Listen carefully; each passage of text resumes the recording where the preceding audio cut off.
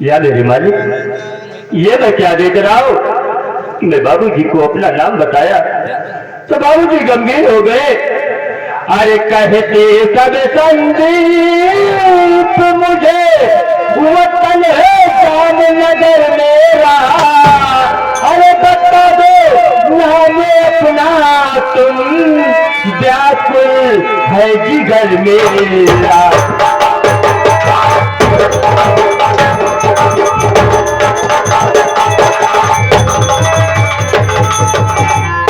बाबूजी, मेरा नाम संदीप है और मैं जामनगर का रहने वाला हूँ। लेकिन बाबूजी, आपका क्या नाम है और आप कहाँ के रहने वाले हैं? तुम्हारा नाम संदीप है। मेरी बात सुनो, मैं कहना क्या चाहता हूँ।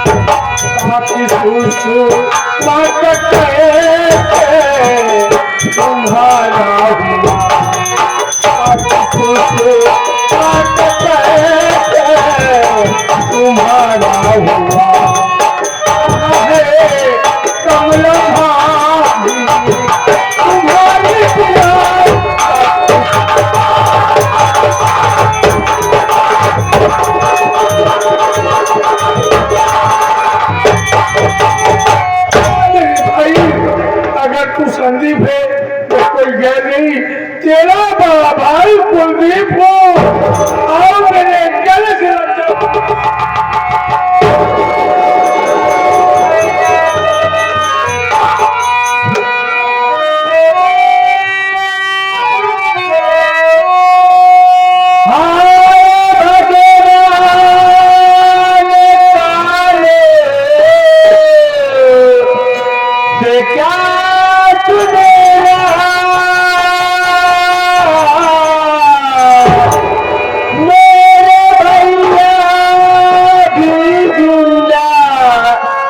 संसार में भंवरे सिंह ने बताया मृतक काई है।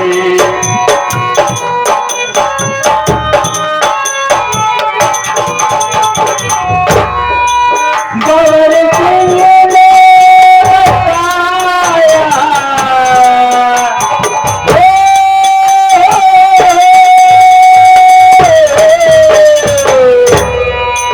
भंवरे सिंह ने बताया मृतक साई है।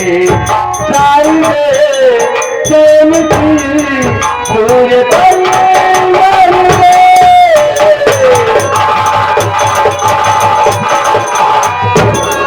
जब से करता हो गई तेरी याद। इसे मैं क्या सुझाऊं? बाबूजी तो अपना नाम कुलदीप बता रहे हैं, मगर ये मेरे भैया कहाँ हो सकते थे। बाबा सिंह ने तो बताया था कि संदीप, हम तुम्हारे भाई मददपुर जा रहे थे, गंगा जी के पुल पर पहुंचे, जहाँ कार और ट्रक का एक्सीडेंट हुआ और कार सहित तुम्हारे भैया दरिया में चले गए और डूब कर मर गए। आप मेरे भैया नहीं हो सकते, आप यहाँ से चले जाइए। आप तो एक चोर डाकू है, पता नहीं कितनी माँ बहन की गोद उजाड़ दी होगी और कितनी की मांग चोरी कर दी होगी। आप मेरे भैया नहीं है, भगवान के लिए यहाँ से चले जाइए। मैं आपसे हाथ जोड़ता हूँ, आप यहाँ चले जाइए।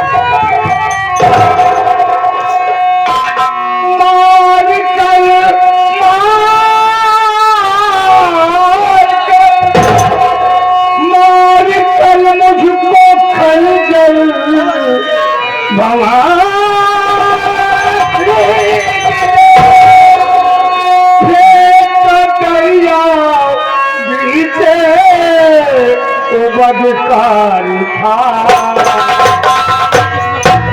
अपनी फीस मत भूलना जिंदा रहा अपनी फीस मत भूलना जिंदा रहा मुझको तू ना मिली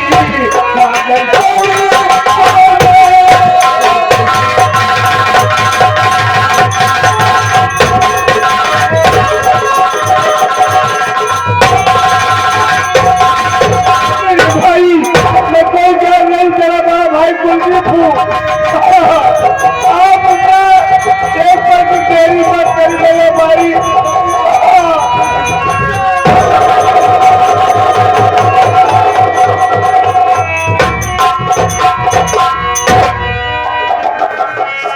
आदत बना रखी है मुन्ना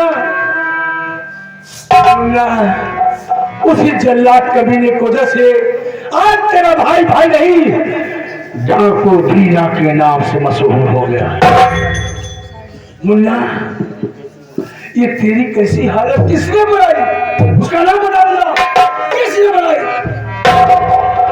भैया मुन्ना आप मेरी हालत को जानना चाहता हूँ कि हूँ किसने बनाई और क्यों बनाई तो भैया मैं आपको जरूर बताऊंगा कि इसने किसने मेरी हालत बनाई है मुन्ना बता भैया आप तो भगत सिंह के साथ मदनपुर चले गए थे कागज मिल की आग बुझाने के लिए ना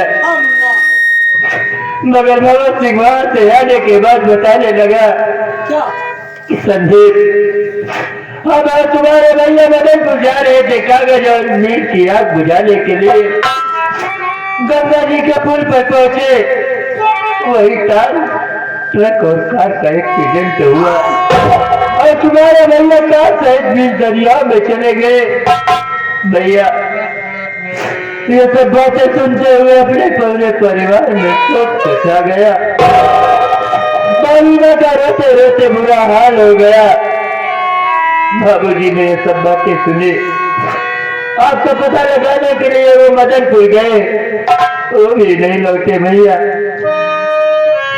एक दिन की बात है भाभी माँ का सर दर्द कर रहा था और मैं अपने कमरे में बैठकर अपनी भाभी माँ का सर दबा रहा था इतने में बाबा सिंह आया कहने लगा संदीप ये तू क्या कर रहा है एक विधवा से प्यार करता है यहाँ तक कि नहीं भैया जो कहने लगा कि कमला के पेट में जो बच्चा पल रहा है वो बच्चा किसी और का नहीं वो बच्चा तेरा है इतने में मुझे गुस्सा आ गया भैया मैं भगत सिंह को दो हाथ मार दिया भगत सिंह वही बातें जाकर माँ जी को बताया और माँ जी ने गुस्से में आकर मुझे भी घर से मार कर भगा दिया भैया मैं दर बदर की ठोकर खा रहा था घर से निकलने के बाद मैं भाभी माँ का बहुत पता लगाया भैया मैंने भाभी माँ का कहीं नहीं पता चला मैं भटकते भटकते शिव जी के मंदिर पे पहुंचा जहाँ पे सुषमा नाम की लड़की बैठी थी मैंने इससे पानी मांगा इसने मुझे पानी पिलाया कहने लगी बाबूजी आप मेरे साथ शादी कर लीजिए भैया मैंने अपने हालात को देखा समझा इसके साथ शादी कर लिया भैया अगर मुझसे कोई गलती हो गई हो तो मुझे अपना छोटा भाई समझकर माफ कर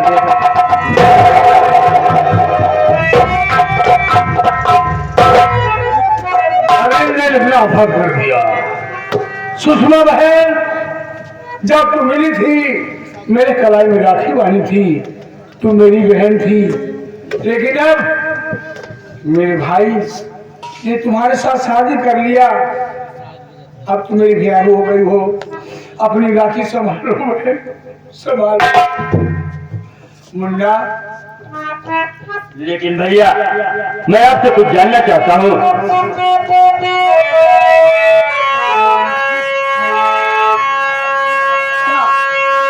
बता रहा हूँ भैया मेरे भैया तुझे डाकू बने माजरा क्या है भैया बतलाइए छोड़ दो ऐसे नाता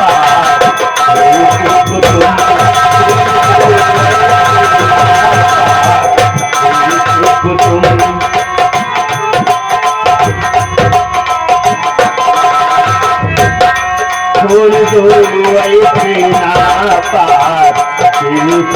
तुम राज दिल सब हकीकत आया कीजिए छोड़ दो ऐसे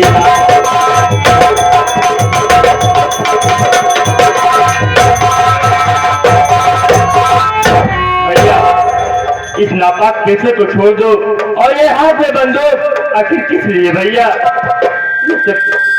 नापाक पैसा छोड़ दो और ये भले इंसान के तरीका अपनी जिंदगी बताओ भैया। क्या कह रहा भैया? नापाक चीजें छोड़ दीजिए। हाँ भैया, ये धंधा गलत है। मेरी बात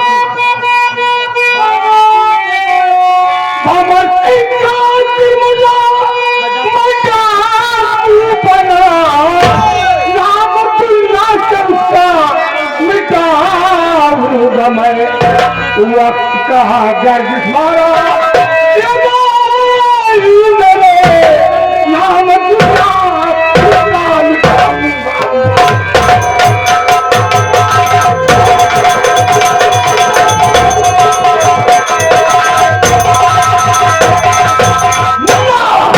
मैं फलासी खाने डाकू बना हूँ। जब तक उसको मौत के घाट नहीं दूंगा तब तक मैं चैन से नहीं बैठूंगा। मुन्ना ये बंदूक का बाला तभी रखूंगा जब उसे मैं कब्रिस्तान में सुला दूंगा साले को। भगत सिंह मिल जाना चाहे तैसे काटम जैसे कसाई बकरा लगा था। मुन्ना भैया अगर आप भगत सिंह के खाते डाकू बने हैं तो जब तक उस हरामजादे को इस दुनिया से नामो निशान नहीं मिटा देना तब तक आप इस नापाक पैसे को मत मारना भैया। लेकिन भैया हम दोनों प्राणी यार 2 दिन से बहुत भूखे हैं। कहीं भी अगर एक रोटी का टुकड़ा मिले तो ला कर हम दोनों प्राणी को दे दो, क्योंकि भूख की मारी हम दोनों प्राणी की जान निकल जाएगी। तू भूखा है राहुल? राहुल हाँ सरदार। तुम मेरे साथ चल, मैं खाना कहीं ना कहीं से लाता हूँ, देता हूँ, लाकर खिलाओ। भाई चिंता मत करो, मैं खाना के जा रहा हूँ। बहन तुम चिंता मत करो, मैं तुरंत आया। चल आओ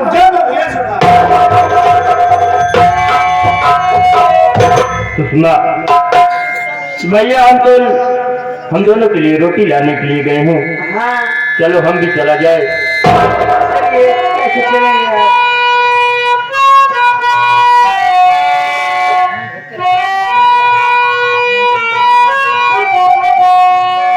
लेकिन सुषमा मैं तुझे कुछ कहना चाहता हूँ। बोलो। क्या कहना चाहते हैं यार?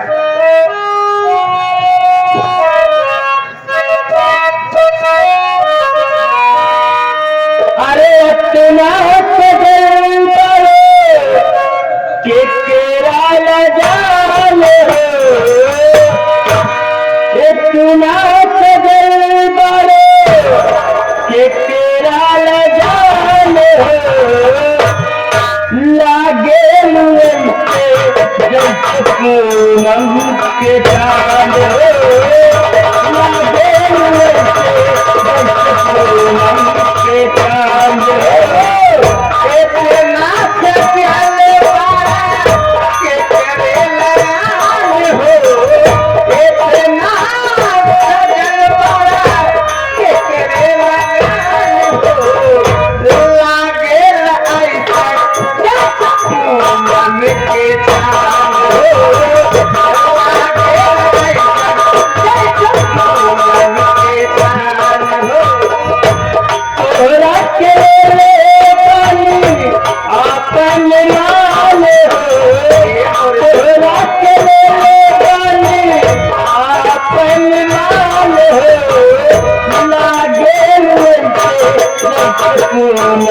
के चांद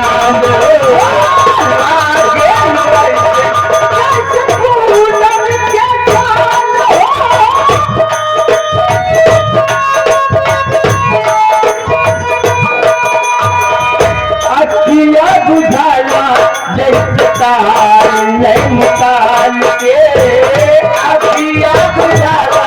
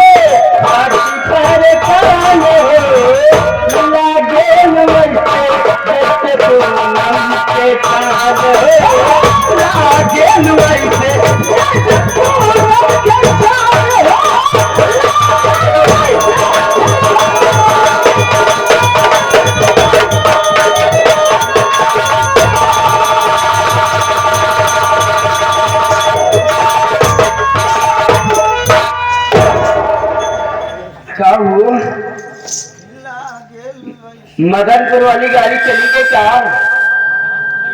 लागत बस। चल कहीं कुछ देर इंतजार करें।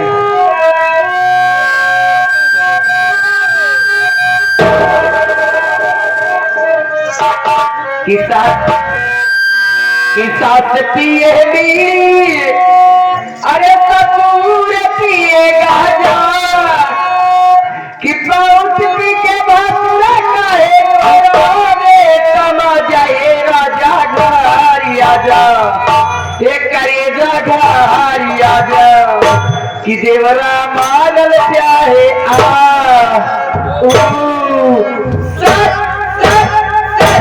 देवरा मारल चाहे राजा राजा, देवरा मारल चाहे राजा राजा।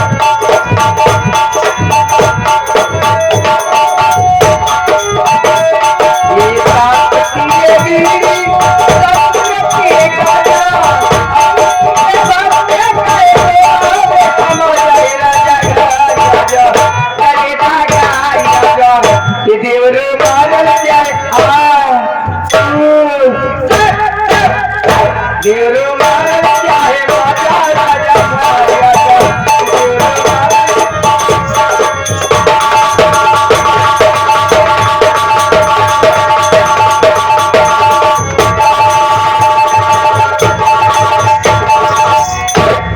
करवाती तुम्हारे यहाँ स्टेशन पर क्या बात है? सारी बात पहले छोड़ो, सबसे पहले ये बताओ जो मेरा कर्मा चक्की बन रहा था वो बन गया कि नहीं? यहाँ काफी जो है ना वो देखने के लिए रेडी है। जाना चाहते हो तो सुनो, मैं बता रहा हूँ। बन रहा था जो कर्मा तक गया आपका, 7वीं बार भी गुर चुका आज है, बात कुछ भी समझने आती नहीं, कैसा भारी ये कर्मा गजब राज है।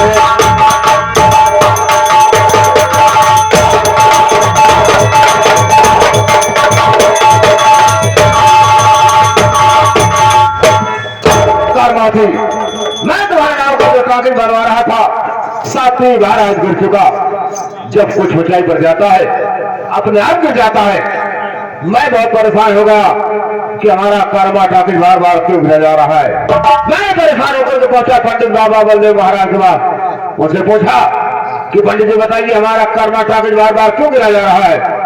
पंडित जी अपना पोथी पत्र निकाले, विचार किए और बताए कि उसमें एक बच्चे का बलिदान हो जाए तो कर्मा टाकिज कभी नहीं गिरेगी।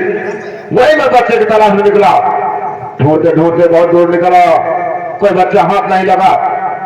जामनगर के करीब पहुंचा तो सोचा बड़ी कर्मावती से क्यों न मिलता चलो, लेकिन हमारी कर्मावती तो मुझे स्टेशन पर ही मिल गई।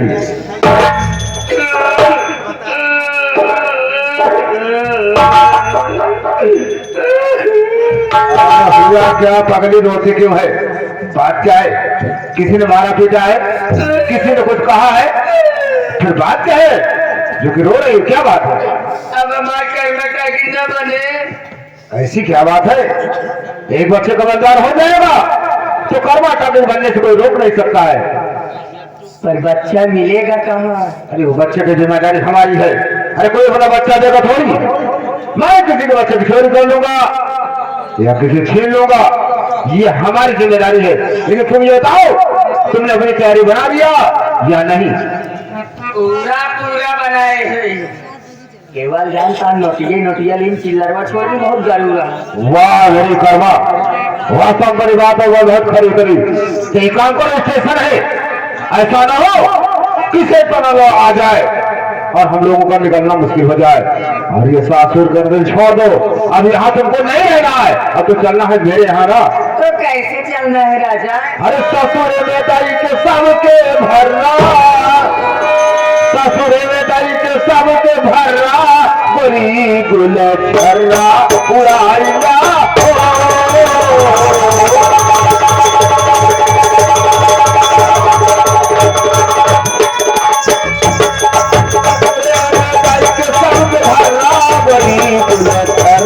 उड़ाइया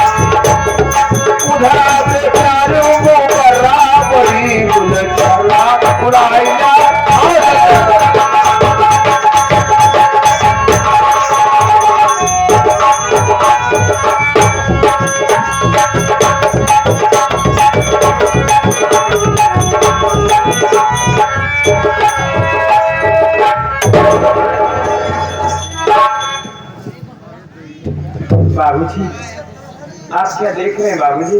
काफी परेशान दिखाई दे रहे हैं, क्या बात है बाबूजी? क्या देख रहा हूँ? क्या देख रहा हूँ? चारों तरफ का दरवाजा खुला है, ना तो संदीप दिखाई दे रहा है ना तो कर्मावती। देख रहा हूँ तिजोरी का ताला टूटा हुआ है, इसमें गहने पैसे एक भी नहीं है। बाबूजी, अब मेरे बच्चे के लिए दूध कहाँ से लाओगे बाबूजी? हर मेरी मांग तो पहले सुनी हो गई। अगर भूख से तड़प कर मेरा बेटा मर गया, मेरी गोद उजड़ जाएगी बाबूजी। मेरे जीने का मकसद खत्म हो जाएगा। मेरे बच्चे के लिए दूध लाओ बाबूजी, कहीं से भी लाओ, मैं तो मेरा मर जाएगा। बहू, ना तो मुर्गा बर्बाद हो गया, कुछ भी नहीं बचा, ना तो पास में पैसे हैं। बना लूं, इसमें सारी चाल मुझे कर्मावती की लग रही है। लेकिन बहू यहाँ से कहीं जाना नहीं, मैं जा रहा हूँ शिव जी के मंदिर पर। रोजाना शिव जी को दूध चढ़ता है, वहीं से मैं दूध का इंतजाम करके तुरंत आ रहा हूँ। यहाँ से कहीं जाना नहीं बहू। ठीक है बाबूजी, जल्दी आना। या भगवान, मैं जहाँ मुसीबत मेरा पीछा नहीं छोड़ रही है। आज कितनी परीक्षा लेगा मेरी, अब ये दुख मुझसे नहीं सहा जाता। हर ऐसी जिंदगी से बेहतर है मौत दे दे भगवान, मैं मर जाऊं, मैं जीना नहीं चाहती। मत रो मेरे लाल।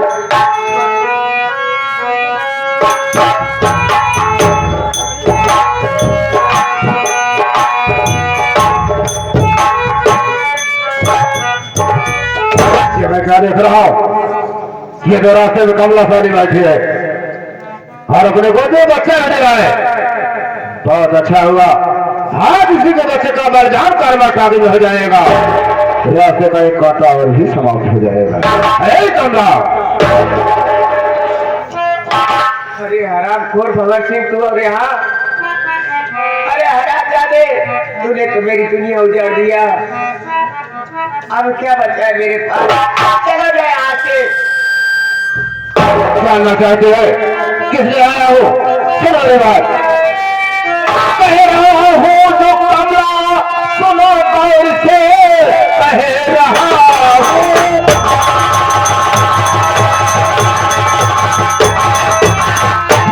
जो कमला सुनो गौर से, बहुत भूषण ये जल्दी कहा हो मुझे, बच्चा छोड़ो तेरा काम की चीज है, जल्द से जल्द बच्चा थमाओ। अपनी जुबान को अरे बेशर्म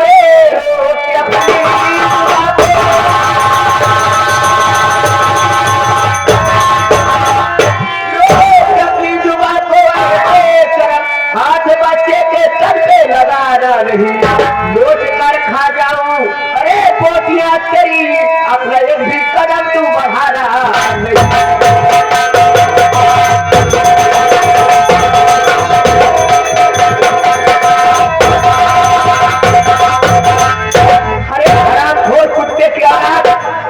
भलाई इसी में है, यहाँ से चला जा, नहीं तो मेरे बाबूजी आते होंगे, इतना मारेंगे हरामखोर, तेरी शक्ल पहचान नहीं आएगी।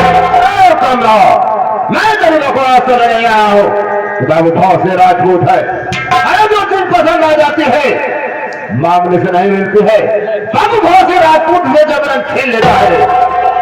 हरामखोर कुत्ते की औलाद, जीगर सुअर नालायक, तू राजपूत नहीं, एक चोर है, हरामी गद्दार है।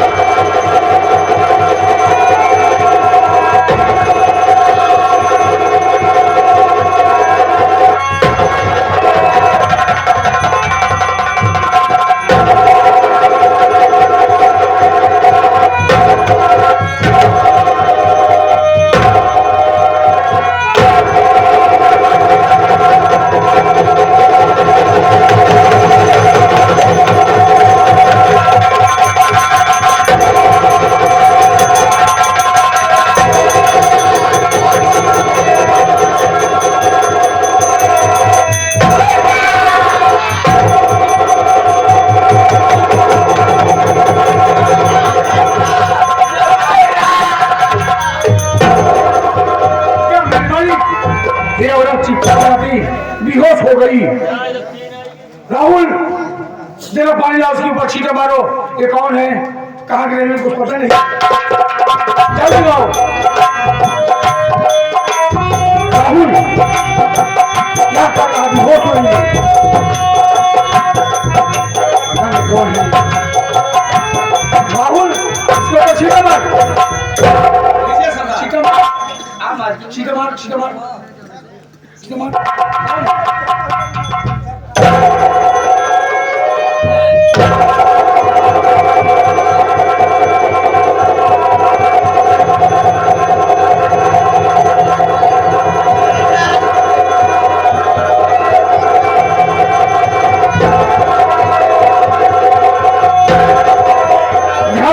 घबराओ नहीं। ये बताओ क्या हुआ तुम्हारे साथ, क्यों सो बजा रही हो? बाबूजी मेरे बच्चे को बचाओ। क्या हुआ तुम्हारे बच्चे को, कौन ले गया? मेरे बच्चे को भगत सिंह छीन ले गया। भगत सिंह, इसकी बच्चे को कुछ हुआ, हराम से चीख डालूंगा। चलो मैं तुम्हारे बच्चों को दिलवाता हूँ।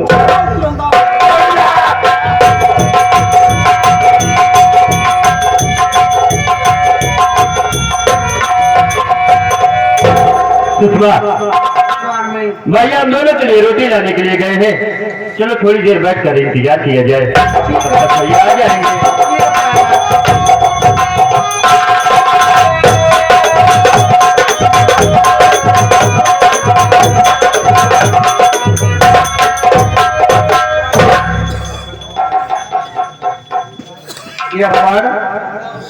मैं सूर्य के मंदिर पर क्या देख रहा हूँ?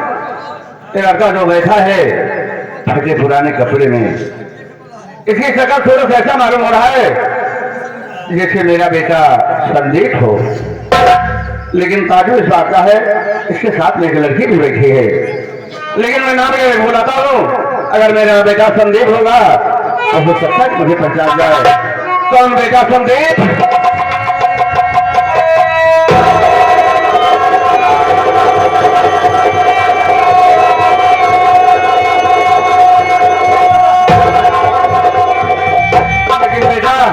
इस भारत में तो शिवजी के मंदिर पर और तेरे साथ में लड़की कैसे बैठी है? बाबूजी, अब मेरे हालात को जानना चाहते हैं ना, तो मैं जरूर बताऊंगा आपसे। बाबूजी, आप तो बड़े भैया का पता लगाने के लिए मदनपुर चले गए थे ना, लेकिन एक दिन की बात है बाबूजी, भाभी माँ का सर दर्द कर रहा था और मैं कमरे में बैठकर अपनी भाभी माँ का सर दबा रहा था। इतने में भवन सिंह आया, कहने लगा संदीप तू ये क्या कर रहा है? एक कमला भी विधवा से प्यार करता है, और यहाँ तक कि नहीं बाबूजी, जो एक कमला के पेट में बच्चा पल रहा है, बच्चा किसी और का नहीं, वो बच्चा तेरा है। इतने में मुझे गुस्सा आया और मैं भवन सिंह को 2 हाथ मार दिया बाबूजी। भवन सिंह यही बातें जाकर माँ जी को बताया और माँ जी ने गुस्से में आकर कमला भाभी को घर से मारकर भगा दी बाबूजी। जब मैं कॉलेज से घर पर आया तो अपनी भाभी माँ को आवाज दे रहा था, भाभी माँ तो नहीं आई बाबूजी, माँ जी आई। वही झूठा इल्जाम मेरे ऊपर में लगाकर मुझे भी घर से मारकर भगा दिया। घर से निकलने के बाद मैं भाभी माँ को बहुत ढूंढा, बहुत पता लगाया, मगर भाभी माँ का कहीं पता नहीं चला बाबूजी। भटकते भटकते मैं शिव जी के मंदिर पे पहुंचा, जहाँ पे सुषमा नाम की लड़की बैठी थी। मैंने इससे पानी मांगा, इसने मुझे पानी पिलाया और कहने लगी बाबूजी आप मेरे साथ शादी कर लीजिए। मैंने अपने हालात को देखा, समझा, मैंने इसके साथ शादी कर लिया बाबूजी। अगर बाबूजी मुझसे कोई गलती हो गई हो तो मुझे अपना छोटा बेटा समझकर माफ कर दीजिए। सुषमा,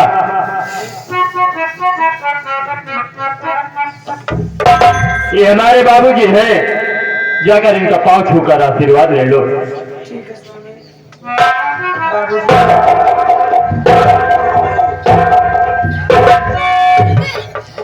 लेकिन बाबूजी आप तो मदनपुर गए थे ना बड़े भैया का पता लगाने के लिए, पर इस शिव जी के मंदिर को क्या करने के लिए आए हैं बाबूजी?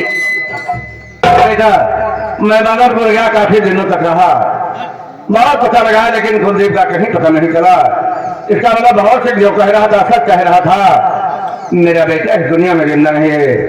मैं घर वापस आ रहा था, रास्ते में क्या देखता हूँ, तेरी भाभी फटे पुराने कपड़े में गोद में बच्चा लिए बैठी रो रही थी।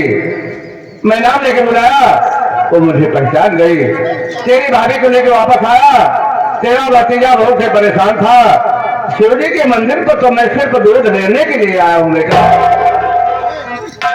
बाबूजी, आप जिस भैया का पता लगाने के लिए बदलपुर गए थे, तो भैया से मेरी मुलाकात हो गई है बाबूजी। हाँ बाबूजी, भैया हम लोग प्राणी के लिए रोटी लाने के लिए गए हैं, आते ही होंगे, आप उनसे मिल लीजिएगा बाबूजी। क्या कहा? मेरा बेटा इस दुनिया में जिंदा है? ठीक है, मैं बैठे इंतजार करता हूँ।